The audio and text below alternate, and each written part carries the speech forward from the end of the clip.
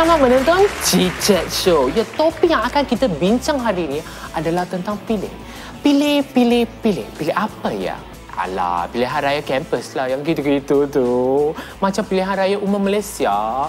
Tapi sebelum kita memulakan perbincangan kita, mari kita tengok siapakah pemenang yang berjaya menjawab soalan kuis minggu lepas. Hadiah lumayan akan diberikan kepada beliau. Zas! MPP ya? MPP yang dipilih oleh semua pelajar universiti untuk how to say? Ya,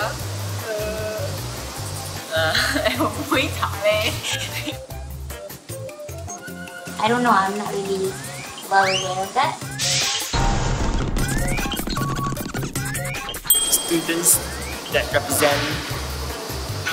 the community of students. Actually, I just go to vote only lah. That's all I know lah. I don't really get involved in that. Pilihan raya di kampus. Apa itu pilihan raya kampus? Pilihan apa? Untuk memilih wakil pelajar. Kami just datang dan select lah mana yang kami rasa boleh memimpin. Itulah dia peserta-peserta dan pemenangnya ialah tiada. Nampaknya soalan minggu lepas agak susah ya. Tapi tak apa, sebab kita telah menjemput seorang tetamu khas untuk memberitahu jawapannya. Dipersilakan Encik Fahmi Reza.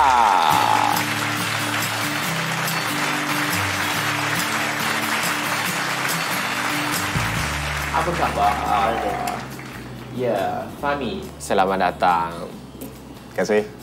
Tahu saya, Fahmi pernah membuat satu kajian tentang gerakan mahasiswa, betul tak?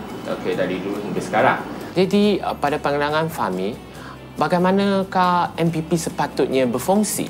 Kalau kamu lihat banding tahun 60-an dengan 70-an, mahasiswa ada sebuah kesatuan mahasiswa, Students Union, yang betul-betul bebas, independen, demokratik, yang bertanggungjawab sepenuhnya untuk mentadbir aktiviti mahasiswa dalam kampus lah. Ya. Pilihan raya kampus lah untuk melantik majlis mahasiswa dalam Students Union.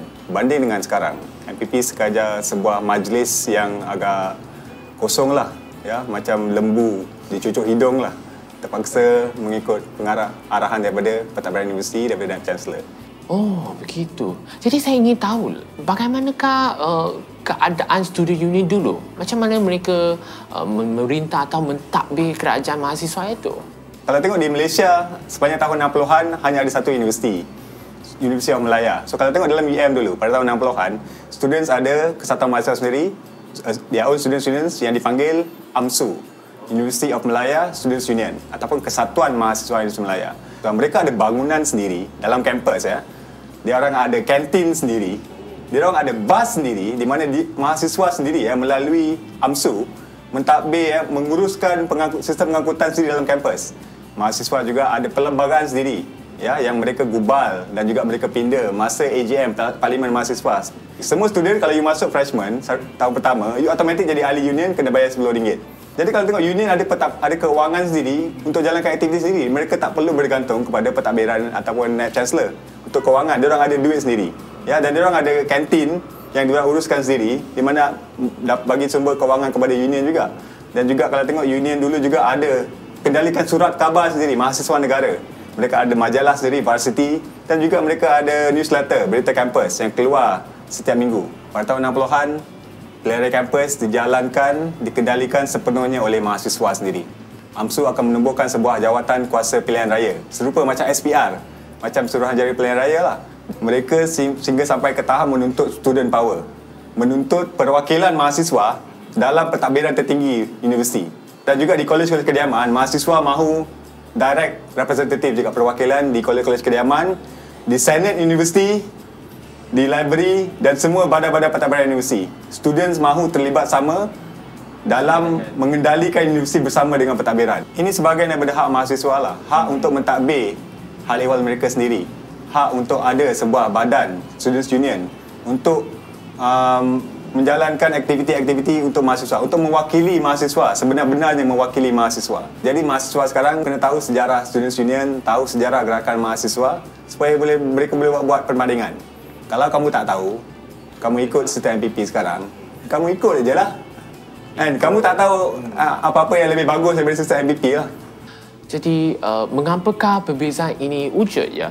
Sepanjang tahun 60-an, The Students Union bebas untuk bergerak. Tetapi format Students Union telah diubah oleh kerajaan melalui AUKU pada tahun 71 yang dengan jelas di bawah Seksyen 48 jadual AUKU meletakkan bahawa mahasiswa akan ada sebuah MPP dan bukan sebuah Students Union.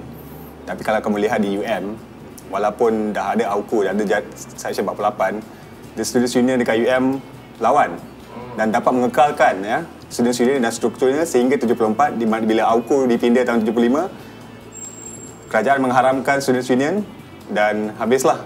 Yang jadi sekarang lah format MPP yang ada sekarang. Satu format yang dicipta oleh kerajaan untuk membunuh aktivisme mahasiswa dan untuk membunuh student power yang wujud pada tahun 60-an dan awal 70-an. Baiklah, terima kasih Fahmi kerana meluangkan masa bersama dengan kami. Sama-sama. Kita akan berehat sebentar, jangan pergi ke mana-mana.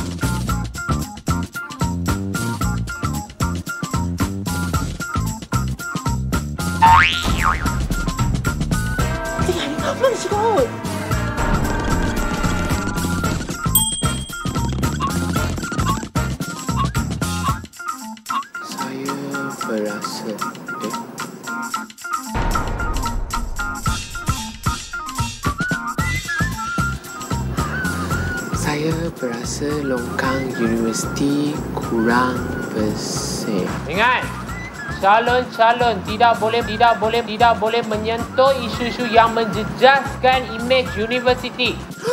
Faham?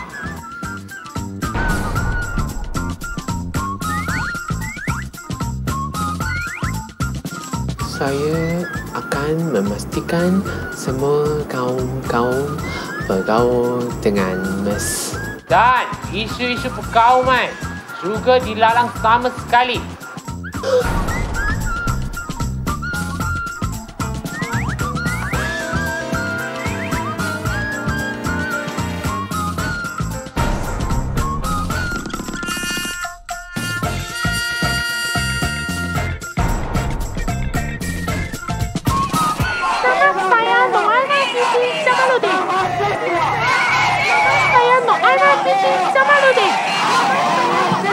Belakang, tolong jangan bising. Calon sedang berucap. Jangan undi. Undilah saya. Undi. Jangan tak undi. Mahasiswa. Atas nama mahasiswa, saya berjanji akan memperjuangkan kebajikan mahasiswa-mahasiswi sekalian. Segala masalah yang berkaitan dengan mahasiswa, kami duduk bersama, bincang bersama dan membuat keputusan bersama.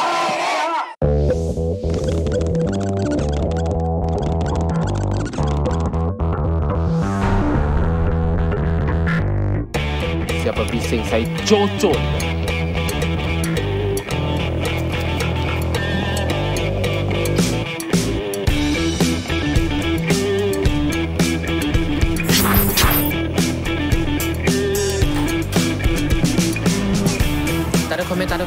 Tak ada komen.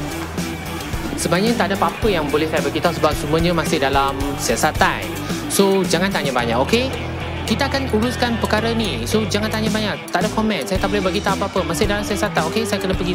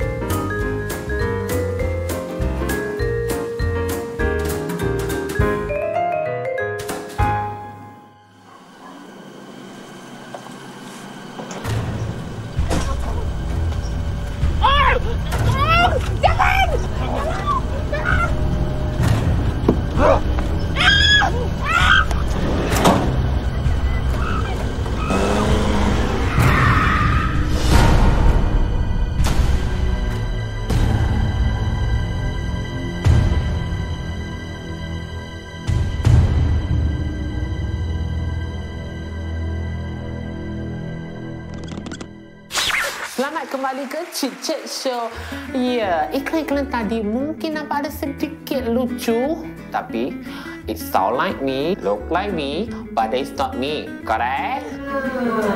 Walau bagaimanapun, kisah-kisah tadi mungkin juga menjadi kisah sebenar. Tapi saya tak tahulah sama ada dia benar ke tidak kan. Tapi tidak mengapa. Mari kita menyaksikan satu insiden yang baru-baru saja berlaku. Semasa campus selection ada malam untuk rapat umum. Malam rapat umum itu kami pergi menyokong calon-calon kami dan memegang banner kami lah. Saya nampak di sebelah kiri saya ada seorang Suddenly menjerit something like salam pro pembanggang.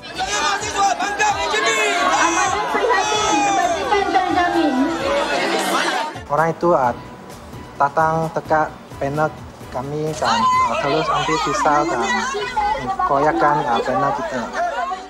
Semasa itu ada orang berdiri di belakang banner itu kan. Pisau itu hampir nak mencederakan kawan saya. Tindakan suspek itu sangat cepat dan ia berlaku secara terbuka. Kalau dia guna pisau itu bukan untuk menggerak banner tetapi untuk mencederakan kawan atau saya. Tak tahu macam mana lah hari ini. Lepas dia koyakkan banner kami, lepas itu JK hanya mencerahkan saya dengan budak itu.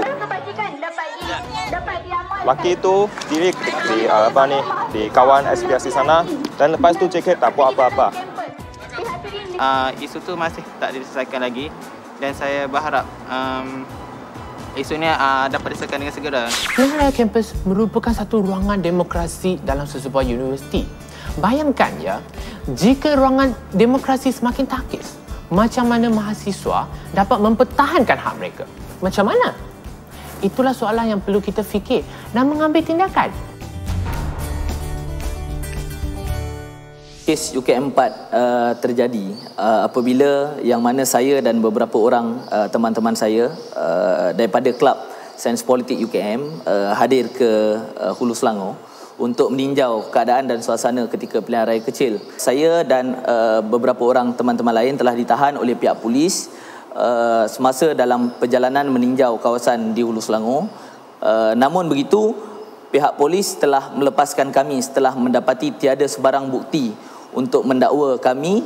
Namun begitu, kecewa apabila kami masih lagi didakwa oleh pihak universiti atas tuduhan di bawah Seksyen 15.5 Akta Universiti, Kolej Universiti. Pertama, hak saya sebagai seorang mahasiswa itu untuk berpolitik itu telah dinafikan. Yang kedua, kebebasan saya sebagai seorang rakyat Malaysia itu untuk bergerak ke mana-mana atas kehendak saya itu juga telah dinafikan.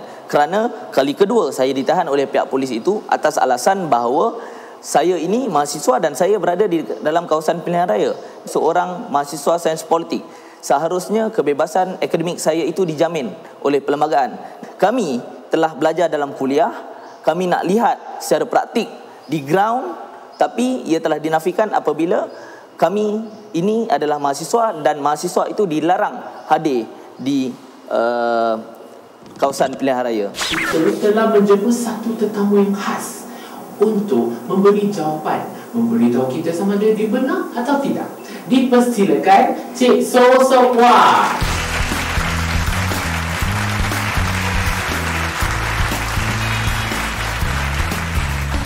Saudari So Sok Hua merupakan mahasiswa yang pertama mencabar kesahihan AUKU di dalam mahkamah pada tahun 2004 apabila beliau didakwa di bawah AUKU kerana melibatkan diri dalam kempen pilihan raya umum.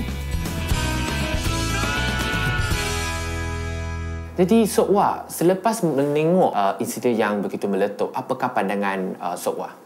Ini ialah satu kejadian di mana AUKU memainkan peranannya. Dan bagi saya ada pengalaman yang sendiri di mana saya pernah melibatkan diri dalam kempen pilihan raya umum.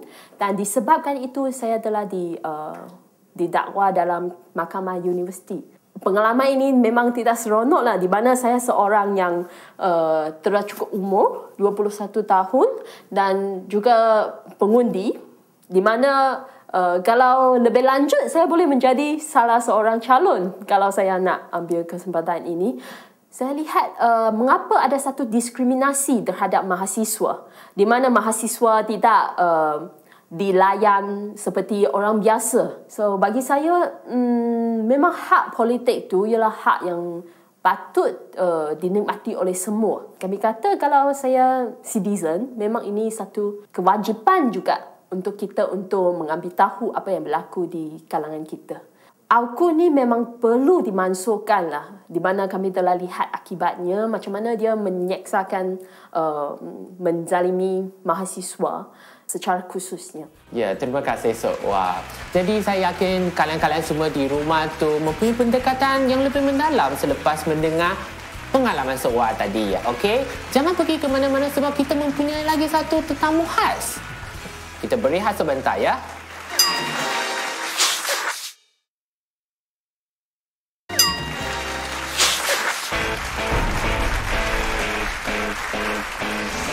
Persembahan teater Tanda, sebuah cerita yang berkaitan dengan tema alam sekitar dan kemusnahan alam, telah dihalang daripada meneruskan pementasan di panggung eksperimen Aswara dengan alasan yang tidak jelas setelah 2 malam persembahan tersebut berlangsung. Soalan pertama saya adalah kenapa ditarik balik kan? Apa alasannya?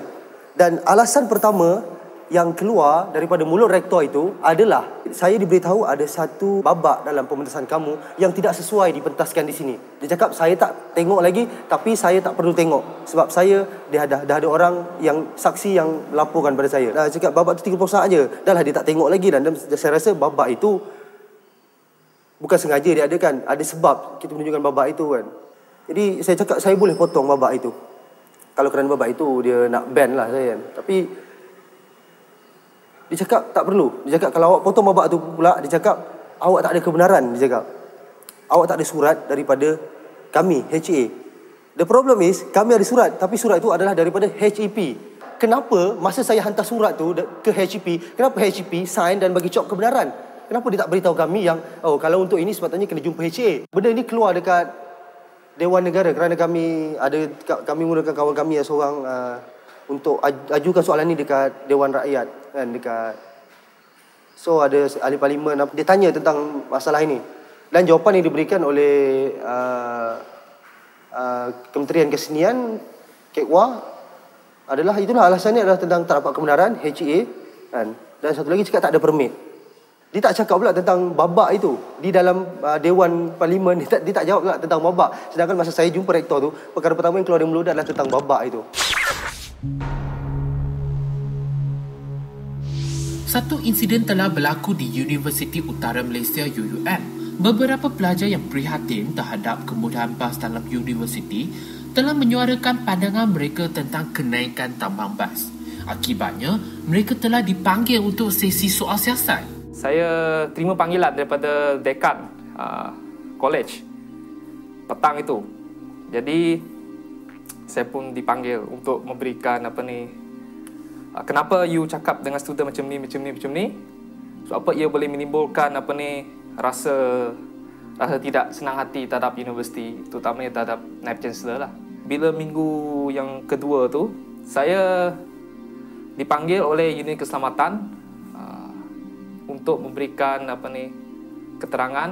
Mereka tanya macam-macam, mereka menekan saya dari segi psikologi lah, itu yang paling penting. Mereka tekan saya supaya mengaku bersalah. Tapi ada satu tahap tu lepas proses tu berlaku, universiti hantar surat yang saya dikenakan AUKU. Seharusnya tidak boleh bertindak begitu kepada student yang benar-benar bukan saja ada inisiatif untuk menegakkan demokrasi dan hak asasi, tapi juga menyokonglah. Jangan kita nak bising, mereka tekan kita dan mereka dakwa kita. Tak boleh macam tu.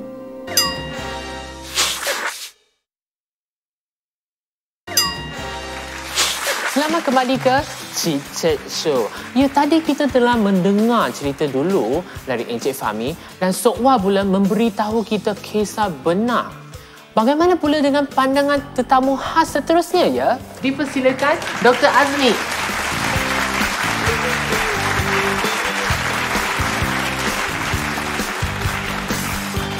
Apa khabar? Baik. Apakah pendapat doktor ya tentang pilihan raya kampus sekarang? Apa yang penting di sini adalah pengajaran yang diperolehi dari satu pilihan raya. Maksudnya prinsip-prinsip demokrasi dan prinsip-prinsip keadilan yang patut ada di dalam semua rakyat Malaysia. Jadi kalau pelajar kita ya dari awal lagi ya pengalaman dia dengan pilihan raya adalah satu pengalaman di mana jikalau anda berkuasa anda boleh melakukan benda yang tidak elok. Jikalau anda berkuasa anda boleh memberat sebelah satu pihak ya. Ini akan memberi pengajaran yang buruk kepada pelajar-pelajar kita bahawa demokrasi itu tidak wujud dan demokrasi itu boleh dipermain-mainkan. With power you can do anything. Dan ini salah. Ini sangat salah. Bagaimana pula dengan penglibatan ya mahasiswa dalam pilihan raya kampus? Pilihan raya kampus kalau saya mahasiswa pun saya tak akan melibatkan diri kerana boring.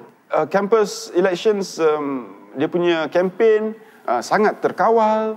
Ya poster pun dia terkawal. Ya, kalau kita pergi masa campus election, kalau kita lihat poster semua sama. Ya, satu mamat tu rupanya sebiji macam satu mamat yang lain. Ya, tak ada beza. Mungkin tak disebabkan pihak universiti tidak memberi dorongan atau sokongan yang jelas kepada mahasiswa ya? Seelok-eloknya pihak universiti tak ada kena-mengena langsung dengan pilihan raya dengan student government ya kerajaan mahasiswa. Itulah yang idealnya ya. Kita mesti membebaskan diri daripada apa-apa penglibatan pihak universiti. Itu yang ideal. Ya, kita tidak boleh kata universiti tidak mendorong, siapa kisah? Kita tak kisah. Sepatutnya universiti itu diketepikan langsung kerana student government itu student government, bukan university government. Adakah doktor setuju bahawa mahasiswa sekarang ditindas ataupun disekat? Tentu sekali. Aku menyekat macam-macam hak. Sebab kuasa itu telah pun ada di dalam AUKU ini dan telah pun diberi kepada universiti.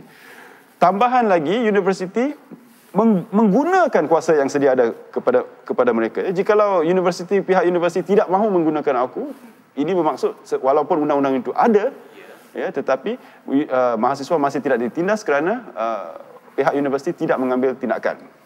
Tetapi kita boleh lihat di sini bahawa pihak universiti memang mahu ambil tindakan. Jadi pihak universiti sendiri ya tidak faham kepentingan kebebasan akademik bagi pelajar. Ya, dan mereka hanya mementingkan mengikut arahan kerajaan. Apakah nasihat doktor ingin berikan kepada mahasiswa maupun pihak universiti? Pihak universiti tak akan dengar cakap saya. Jadi tak guna saya beri nasihat. Kepada mahasiswa, nasihat saya adalah dua. Pertama sekali, betul-betul kaji peraturan-peraturan yang ada. Okey, undang-undang yang ada yang mengawal hidup anda, ya. Dan kemudian apa saja yang anda boleh buat. Buat saja. Push the boundaries, push the envelope. Itu satu. Kedua, guna teknologi yang sedia ada.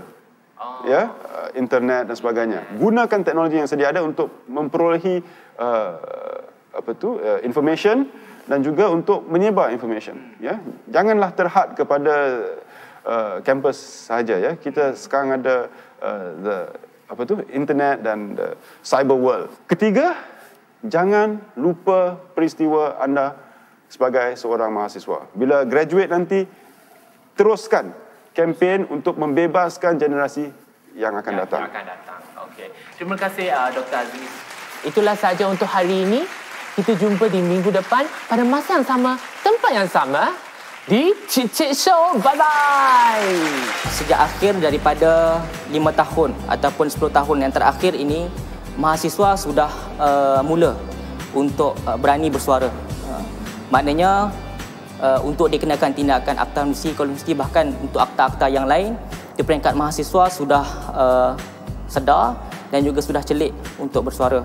Bahkan ada juga kalangan mahasiswa yang bukan sekadar dikenakan tindakan AUKU, bahkan juga dikenakan tahanan ISA sebagai contoh. Baik itu, saya nampak perkembangan yang baik yang berlaku kat peringkat mahasiswa dan juga gerakan mahasiswa.